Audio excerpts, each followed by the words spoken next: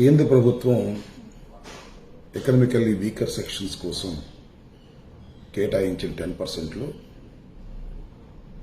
5% కాపులకు ఇవ్వాలని డిమాండ్ చేస్తూ హరిరామ జోగయ్య గారు నిరవధిక నిరాహార దీక్ష పూనారు. సరే, దాన్ని ఎట్టకేలకు విరమించారు కూడా. ఈ విరమించే క్రమంలో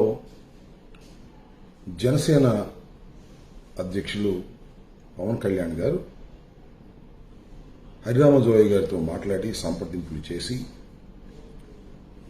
విరమింపు చేసినట్టుగా మనం పత్రికల్లో చూసాం, వీడియోలో కూడా చూసాం.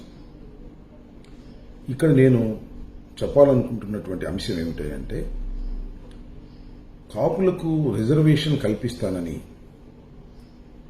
ఎన్నికలకు ముందు చంద్రబాబు నాయుడు గారు వాగ్దానం చేసి కాపులకు రిజర్వేషన్ కల్పించకపోవడం వలన ముద్రగడ పద్మనాభం గారు పెద్ద ఎత్తున ఉద్యమం చేస్తే ఆ ఉద్యమాన్ని అణిచివేయడానికి కాపుల మీద అనేక కేసులు పెట్టి చిత్రహింసలకు గురి చేసి చివరికి ముద్రగడ పద్మనాభం గారిని వారి కుటుంబాన్ని ఏ విధంగా వేధించారో ఆ రోజు తెలుగుదేశం ప్రభుత్వం నేను ప్రత్యేకంగా చెప్పవలసిన అవసరం లేదు.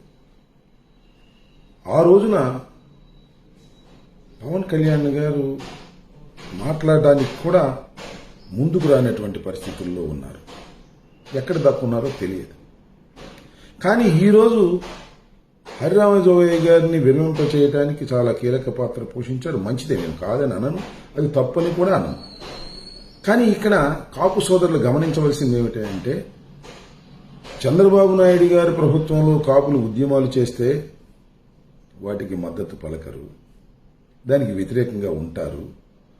కానీ నేడు మాత్రం జగన్మోహన్ రెడ్డి గారి టైంలో ఎవరు నిరాహార దీక్ష చేస్తే దానికి సపోర్ట్ చేస్తారు. ఇదెక్కడ లాజిక్, ఇదెక్కడ తర్కం? దీని గురించి కాపు సోదరులు ఆలోచించాలని సవినయంగా మనవి చేస్తున్నాను. ధన్యవాదాలు.